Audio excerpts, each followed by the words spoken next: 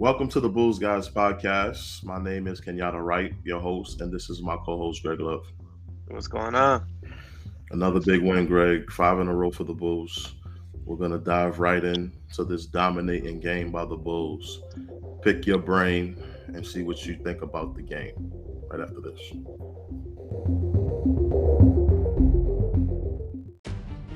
want the most uncensored and unbiased podcast? The Bulls Guys podcast. As only Kenyatta Wright and Greg Love can bring it to you. Follow us on Anchor, YouTube, and all social media platforms. You can use your support.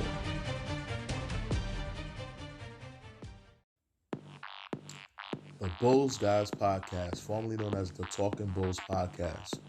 The most up-to-date Bulls news, rants, and in-your-face, blunt opinions. Follow us on YouTube, Anchor, and all social media platforms.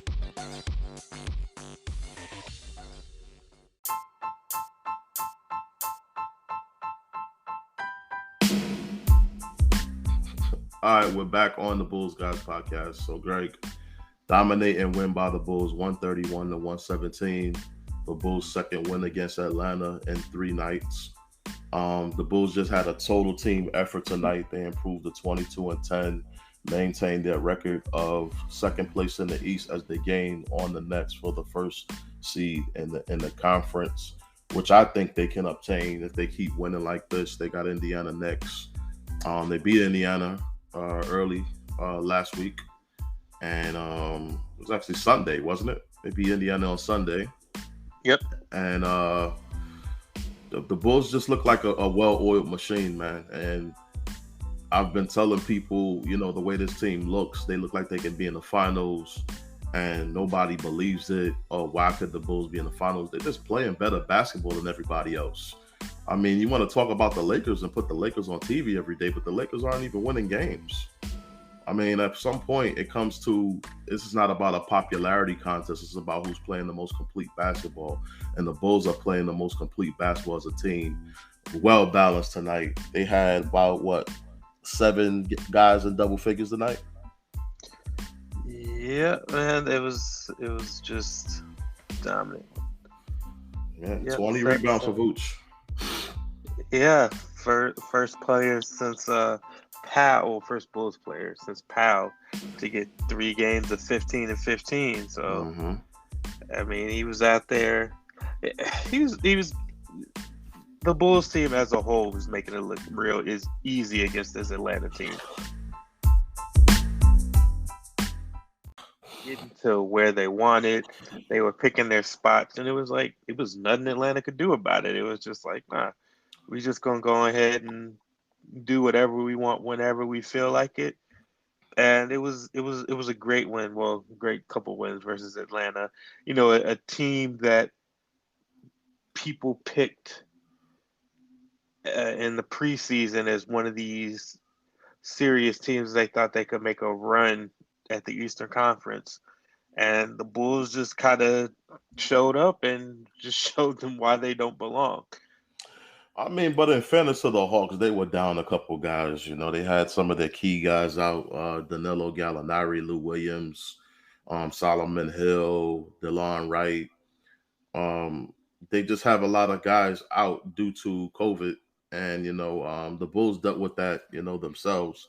So I'm not gonna really feel bad for anybody. We got through it. They should get through it as well. But I said from the beginning, even if the Atlanta Hawks were healthy this year, I just think John Collins, that's also who they had out, JC, Yeah, yeah. which is one of their key rotation guys in the starting lineup. But I didn't think that their team was that lavishing. And, I thought that they needed more based on what Brooklyn, did, and based on what the Bulls did in the offseason, based on what Milwaukee added in the offseason. I felt like Atlanta didn't do enough. And I felt like even the Knicks grabbing Fournier, they even made moves. Atlanta didn't really do much. Yeah, they pretty much stayed with the same team. Yeah. But I mean, even looking at it, okay, you talk about that they had key guys out, right? Mm-hmm. But the Bulls shot like 62%, 61.9, right? Like that that that's just more effort, right? Like Mm-hmm. that no matter who's on the floor, right? Like you allow somebody to shoot 62% from the field, it don't matter. You're probably gonna lose that game, right? Yeah. Like so, and still, you got to play who's in front of you, right? Like you Hmm. said, the Bulls have had key guys out. Everybody's had key guys out now. At this Yep. point, like it's pretty much cycling through the league where everybody's having some of their guys out. So Natural territory, man. It's everybody's dealing with COVID protocols. yeah, I'm not going to allow that excuse. When the Bulls were missing guys, teams were beating us, and people that and make it like, oh, we were missing guys. Oh, they beat the Bulls. Oh, really? yeah, We had Zach out, and we had DeRozan out, and we had all these guys out, and you beat the Bulls. Okay, I'll yeah, take that. yeah. Like like I was saying too. I'm glad the Bulls kind of started to get this out of the way early. You Hmm. know, like we got got the key guys out early, and whether that's storm or hopefully this doesn't last or come back the rest of the year. Atlanta still caused 15 Bulls turnovers, Right. right? So they were still out there competing. It was just the the past couple games the Bulls just 13 turnovers for the Bulls this game. they just they just out outmatched them, outplayed them, right? Like Hmm. so, and when Atlanta gets healthy, am I expecting a more competitive game? Because the Bulls' largest lead was 27. Like this was never a contest, right? Like, am I Hmm. expecting a more competitive game from Atlanta if they, when they play, get a meet down the road or whatever? If they meet in the playoffs, would I expect a competitive series? Yes, but at Hmm. the same time, I expect the Bulls to win because if we look at the stats, Atlanta shot was this, 8 more shots than the Bulls, Hmm. 92 to 84. So they were getting the shots up. They had more offensive rebounds. They had 10 to 6. Hmm. But, overall the Bulls out rebounded them 38 to 26. Hmm. So, I mean, they they came in and played, but it was just like the Bulls were just the superior team on this night and 2 nights ago. Well, I felt like the key that everybody doesn't really look at, or maybe they did look at it and view it. I thought the key to beating Atlanta in these two games, Greg, when we put Ao on Trey Young. I felt like that was a good adjustment. I felt like when Kobe was guarding Trey in the first game, in the first half, he was killing Kobe. Kobe couldn't get a handle on him. He was throwing all these lobs on the pick and rolls to Capella. And I felt like the Bulls started blitzing those pick and rolls. They put Ao on Trey Young when he was playing pretty good man-to-man defense, blocked a couple of Mhm. his shots, forced Trey Young to actually play defense because he was actually scoring on the other end as well. And Yeah, Ao is really coming along. He's getting more and more confident. He's knocking down shots. And what I like about him is he's not just scoring. He's out there doing a lot of different things. yeah, And that's what I like between him and Kobe. I would take Ao. Not to say Kobe isn't good because I like the way Kobe stepped up in this game. Kobe was hitting everything almost. It seemed like he hit every shot. hmm, And he was strategic with it. He wasn't just throwing up shots. He was dribbling into the lane, then dribbling to baseline to free up some space, and then hitting the open J. He's playing smarter, and I could contribute that to playing around veterans like DeMar DeRozan. yeah, yeah. I, I like what you said. That matchup with Ao on Trey Young. Mhm. I know I talked early in the season about rookies come in with speed like Ao has. They play at one speed, right? It's just breakneck, full speed. But tonight, that really worked to his advantage because he was able to keep up with Trey and caused a lot of problems. And also considering, his size and length also Mhm. caused problems for Trey too. But, you know, I think that it was really a very good matchup for, for the Bulls to kind of go at Trey. Now, he still ended up with, I believe it was 23 points. He ended up, or 26 points. He still ended up with 26 points, but he went 10 for 23 and just 2 for 7 from three. Mhm. So it kind of showed that, AO was able to step up Mhm. defensively and, give him problems, along with, scoring 14 of his own, going 6 for 7. Mhm. So it was a, good all around game by Ao. I think this is showing improvement on his part as well. Like I know you talked about Kobe and how he's improving, but I think that Ao's showing steady improvement too.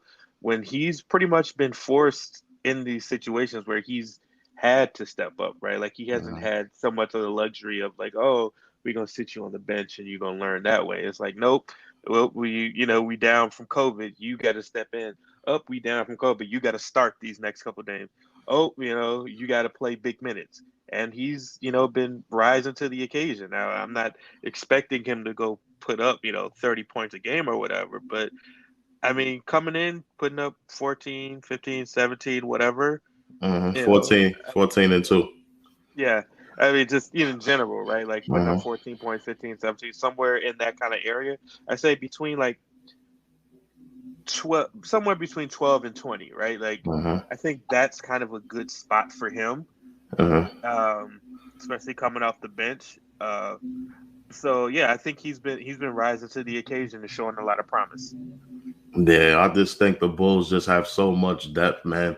And when you take, I'm not even going to talk about the big names, Tyler Cook, and what he was able to do tonight. Threw down some monster dunks. You had Matt Hey, Thomas hit some yeah, key shots, and you had the Sumu coming in and adding 14 points. Derrick Jones Jr. back he, had that he freak dunk. almost caught a body in the Yeah, fourth. and then you had Devon Dotson, and then you had who else? Mac McClung came in. Yeah, Matt Uh, McClung came and hit his first shot with 152 remaining in the fourth quarter.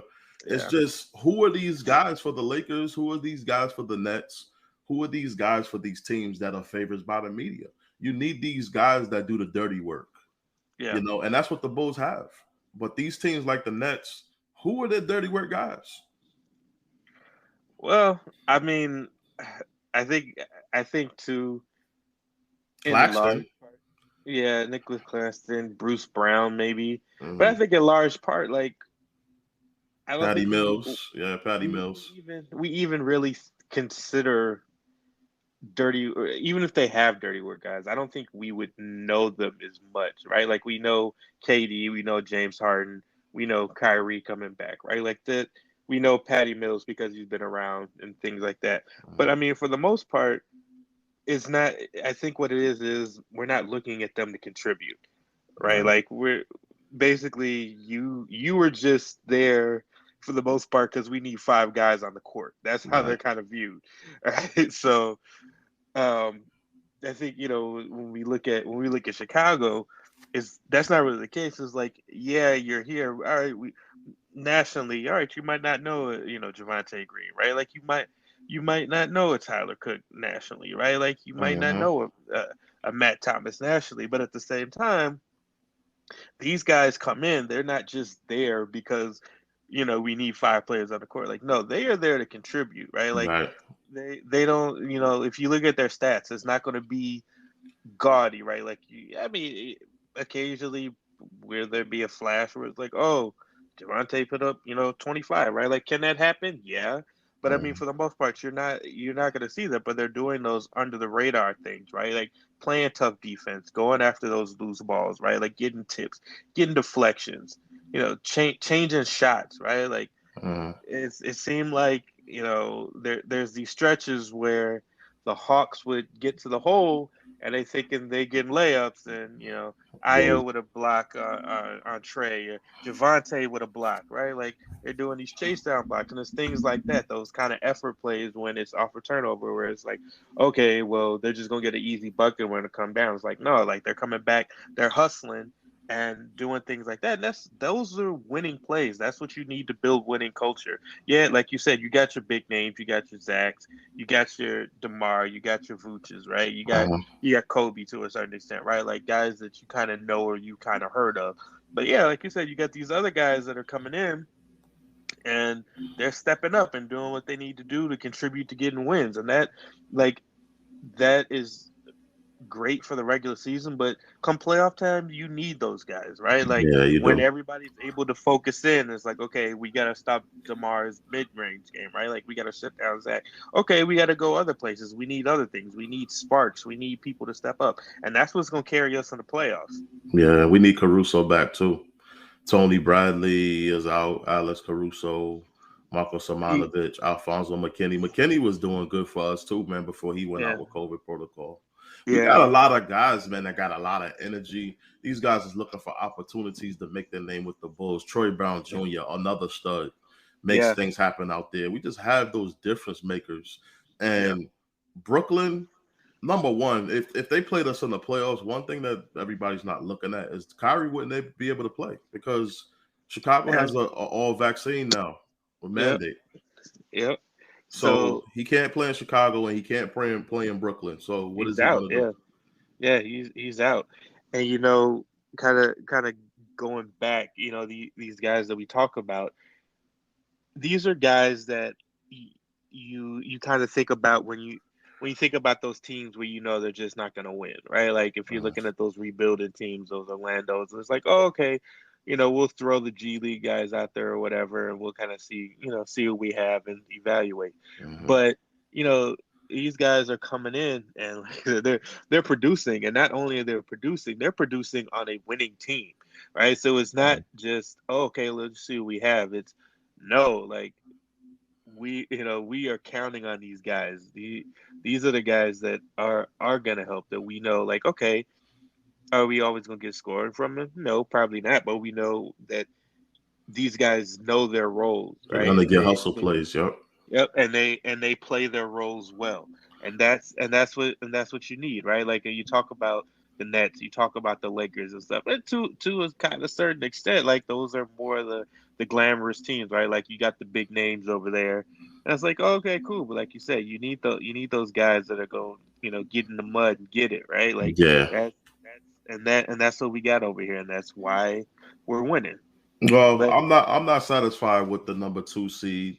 I want the number one seed. I'm greedy, man, and I just feel like the Nets are not on our level. And listen, if anybody out there listening to the podcast, again, like and subscribe. But if you think me saying that is cocky, then I'm gonna go ahead and be cocky here because I'm being keeping it real and based on me watching my team all year, based on me watching my team against the Nets. I don't think the Nets want any of us. They don't. And I think the league's best bet is if they want the Nets in the finals to avoid them from us.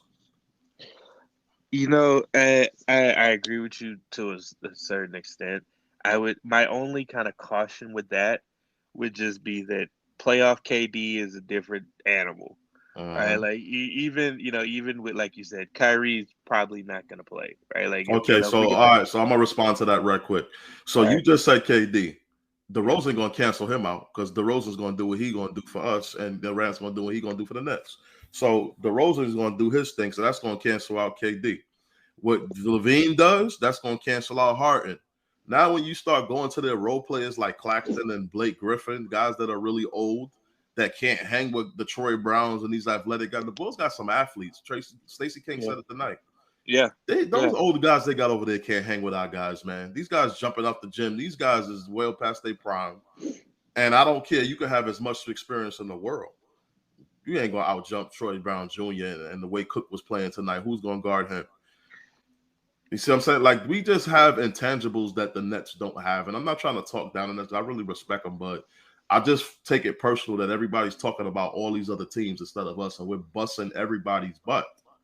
yeah. No, I agree with you. It's just that, I mean, if I'm looking at it right, like, and I'm not so sure that DeRozan would be able to cancel KD out by himself. Like I think it would have to be Zach and DeRozan to cancel out KD, because the thing is, if KD wears his actual shoe size, the Nets are in the finals last year and not the Bucks, right? Like he basically took on the Bucks and took on, Giannis, Andrew Holiday, and Chris Middleton by himself.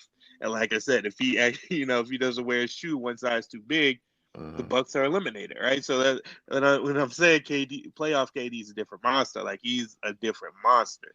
I like Now, how you threw that in there about the shoe size. That was funny. yeah, yeah. So I mean, with that being said, like I said, KD can't do it all on his own. I completely Uh-huh. agree with you there, right? Like it's gonna take more. So that's where the question becomes, what James Harden are you getting, right? Like that's the Uh-huh. whole nother conversation.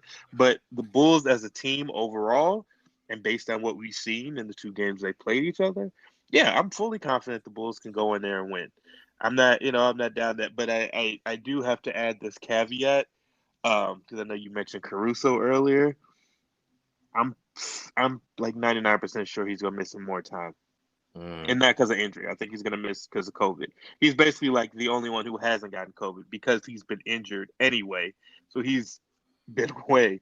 So I think eventually it's going to come around to him, and he's gonna end up missing some time at some point. Well, listen, man, I want a championship. I want to be in Grant Park eating a Chicago dog right next to you, Greg, as we celebrate the seventh title. I'm definitely looking forward. I'm excited about just what I've seen so far this season, and like I said before, I really want to see how they match up against Milwaukee. Like that, Mhm. that to me is going to be a huge kind of test for us. And Mhm. like I said, like I don't even necessarily need them to win. Right? Like I just want to see how they look. Like I said about Miami, I just want to see how they look in the game. Are they keeping up, or is it just kind of how Atlanta looked, where it's just like they were never in the game, right? Like that's what I need to see because if we're looking at it and it's a close game or whatever, all right, like it just shows that all right, we just need to tweak the minor tweak here or there. But if stepping on the court and getting blown out, it's like okay, we need to really reevaluate and make some major changes. So with that being said, I like I said, I'm excited, right? Like I want to see how they're matching up against these upper echelon teams or these teams that everybody was picking, right? The sexy picks, and I mean, even if we're being honest about Milwaukee, they're nobody's sexy pick. Everybody's completely just dismissed them too, right? So Milwaukee's going to be coming in with a chip on their shoulder. Well, So now you got two. I'm gonna tell you what, man. I don't. Maybe I should, but as a Bulls fan, I do not fear the Bucks. Every time, and I made a post about this on Bullseye Group. Every time we've had a contending team, we've owned the Bucks. So yeah, bring them on. And I'm wondering why the NBA put all of our games against them in January. I wanted to see them early so we could see how we match up against them. We can, But I'm not worried about it, man. My biggest focus is Brooklyn, and all we got to do is kick Milwaukee out of this threesome because it's between the Bulls and Brooklyn, and Milwaukee's overstaying their welcome. They had their little Cinderella ring last year, and I'm not trying to disrespect their ring. Well, maybe I am. I don't give a damn about Milwaukee. I'm sorry, man. As a Bulls fan, I've had some bad experiences going to Milwaukee Arena and watching the Bulls and the Bucks play, and I just don't like the Bucks fans, and I don't like their team, and I just don't like the fact that they're parading around as champs when they had a lot of breaks last year to win that championship. So I feel like it was a Cinderella year, and it is what it is. It's a new year. There's new teams, and it's time for the Bulls to reemerge. Yeah, I mean, I don't. I guess I want to claim I don't fear them. I just want to see how I want to see how it looks. Like that's it. Right. Like I just want to see because you can get a Milwaukee team where it's not like there's some juggernaut, right? Like there's times where you see Milwaukee and they play and they're getting just blown out. Like it seems like whenever they play Miami, this ends up happening. I'm But gonna like tell you. even I'm gonna tell you the main reason why they're gonna struggle against the Bulls. okay, go ahead. Because even though Giannis has been shooting better, he's an improved shooter. He ain't a shooter though. And Yeah. I think he's not going to be able to just dunk in. We got a lot of bodies to throw at him now. He's going to have to score all his points in the paint. And matter of fact, not even score all his points in the paint. I think the Bulls need to push him further out away from the basket. But he has the refs in his pocket, so they're probably not going to let that happen. They're going to call a lot of fouls for Giannis. But I just think depth wise, we just can match up with him. They play like an old school style, and I feel like the Bulls can play multiple styles. They can play half court, they can play up tempo, they can play full court. They can do it all. I feel like the Milwaukee is limited. They're like the San Antonio Spurs of the East. Yeah, I could see that. I guess my thing is, yeah, Giannis isn't a shooter, but at the same time, he doesn't need to be. Like I think he knows that that's not his game. Like He does gonna he? need to be against us. I don't think the Bulls gonna let him just get dunks after dunk after dunk. Our defense has improved. I want to see. I'm just kind of curious how they're going to approach him defensively. Right. Like are we starting Derrick Jones on him? Are you going to are you going to think about trying to put Vooch on him? Which that's not going to go well. Well, he gonna have to guard Vooch. Well, no, I'm not worried about that because this is the thing. As much as I know you get on Vooch, in if when we play Milwaukee Listen, and man. Listen, man. And I've I, been getting on people on Bullseye Group for saying that. Listen, this is the thing with me and Vooch. I've been getting a lot of hell ever since he's been playing well. And listen, I'm happy for him that he's playing well. I don't have anything against him, obviously, because he's playing for my basketball team, so I want him to be successful. But he wasn't playing this way at the beginning of the season. well, And no. I'm not finished. Hold on. I'm not. Okay. He wasn't playing like this at the beginning of the season. And I don't think he deserves a pat on the back because he basically for 31 games was not doing his job. And maybe if he was, we're number one in the East right now. So no, he don't get brownie points because he showed up in the 31st or 32nd game. No, it's an entire season. So I want to see how he finish out the whole season, how he performs in the playoffs. Yeah, I mean, and people hype, and he got a couple games. Listen, I'm happy for him because when he plays like that, we're dominant. We rarely lose.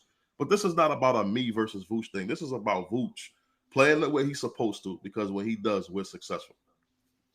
Well, no, that wasn't the point that I was gonna make. What I was gonna No, say but you was said I'm hard on Vooch, and I no. don't I think I'm said hard on you you. I didn't say you were hard. I said you be getting on them, him. Yeah, right? Like, and I'm not saying you're not justified in what you're saying, right. right? Like, it's not like you just be pointing out random stuff. Like, no, Vooch, like you said, Vooch hasn't played well for a majority of the season. He's had a Right. handful of good games, right? Like, I'm just saying you get on him, right? But like my point is that when we play Milwaukee, if you're going to put Giannis on Vooch, what I would like Vooch to be is very aggressive. I would want him to be a back down punisher, if only to wear Giannis out, right? Like force him to play defense, even if you're not getting a hook shot or you getting double teamed or whatever, you got to kick it out. That's fine, but I mean, put a body on him, wear him down, Mhm. so that way he's gonna be less effective. That's all I want from Vooch is just if you got Giannis on you, be aggressive and go at him, put your body on him.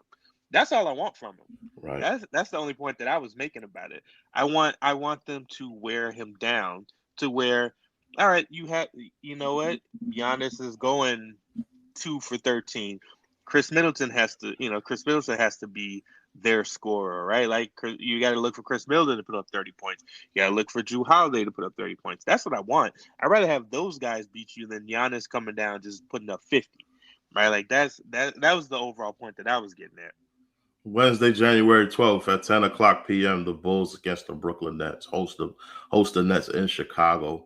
The Bulls' next game is on the 31st of December as they take on the Indiana Pacers. So the Bulls will have about, one day off, and then they'll be back on Friday to take on the Pacers. In Indiana, always a tough place to play, always a good place that I like to win. I just love going to Indiana and beating up on the Pacers. The Pacers and the Bucks is just those two rivalry teams that, being a Bulls fan for years, you just like to beat these teams, and Indiana is that team for me. It was sweet to beat them on Sunday the way that we did. But on the 1st of January, Brad, we got those Wizards. Yeah, yeah. That I think that'll be an interesting game. Mm-hmm. But the backtrack, if I'm being honest, I never really considered Milwaukee a rival. Uh, if I'm being it completely goes honest. it goes way back, man. It is a rivalry. It goes way. Me and you was I me and you know wasn't even the. born. Me and you wasn't even born when they was rivaling. It's just like over all these years, like okay, both teams have been up and down, right? Like Right. we're talking during those championship runs, or whatever, where they're having those playoff battles. It wasn't really close, right? Like I think I would consider Indiana more of a rival because all right, they gave us some go. Not that they won either, but still, yeah, I don't know. That was just my kind of take. But yeah, I think going back to your point, the Wizards game will be an interesting game. Um, I think the Wizards are a team that does kind of get overlooked overall, kind of like Cleveland and the Bulls too. I do think it'll be a very competitive game, but pretty much like I say every game, I expect the Bulls to come out with a W. Um, now I will say this: the Wizards are kind of sneaky deep. Right. but I have an expectation of Kyle Kuzma to shoot them out the game. So that's that's where I'm at with that. Okay, and then like this might be a trap game, Greg. Monday, January 3rd, we play against the Magic. The Magic have been playing improved. They don't have Yeah, a good record, but they play hard every night. They got a nice young nucleus. And like I said, I don't like to predict against these bad teams because these are the seem like it's the trap games for the Bulls where they come out and say, well, we can win. We can just walk in the gym and win this. But they've been taking care of the bad teams. They took care of Atlanta tonight, took care of them the other night, took care of the Pacers on Sunday. So, yeah, maybe this is a trend for the Bulls that they mean business and they'll take care of the Magic. But that Wizards game and the Pacers game, I think they're going to be two hard, tough games. I think yeah. it's going to be, we're going to have to dig down deep. And it's on the road. I like being on the road. I actually do. Just so you could rip the fans' heart out and It's leave just the arena all quiet. it's just fun to like see the fans like cheering for their favorite team and thinking your team gonna lose, and then you just hit a shot and silence the crowd, silence the crowd, silence the crowd. Not tonight, not tonight, not tonight. Y'all need to go to bed, not tonight. And I just love it, man. But we're gonna take a quick break and we're gonna wrap up the show right after this. You want the most uncensored and unbiased podcast? The Bulls Guys Podcast. As only Kenyatta and Greg Love can bring it to you. Follow us on Anchor, YouTube, and all social media platforms. You can use your support.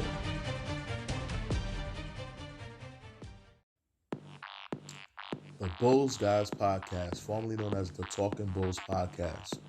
The most up-to-date Bulls news, rants, and in-your-face, blunt opinions.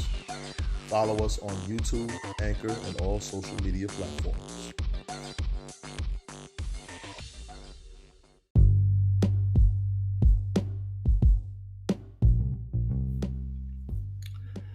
All right, Greg. So another one in the books, another one bites the dust, man. Big win for the Bulls, 5 in a row, 22-10, right behind the Nets. Do you see the Bulls moving into first place? Simple yes or no. Yeah. Okay. All right. I think so too. I think they will.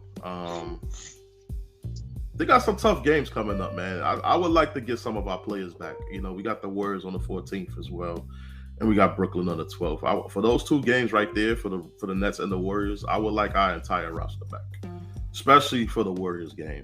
The Warriors is a team that we haven't beaten in a minute, and I really want that game. And that's it, man. Thanks for listening to us tonight, Bulls fans. Big win. Greg, tell them where they can follow you. You can follow me on Twitter at glove1989. Yeah, follow Greg on Twitter. Cool guy. Good night, Chicago. Beep beep. Go on to the next game. Get Go that Bulls. W. Go Bulls.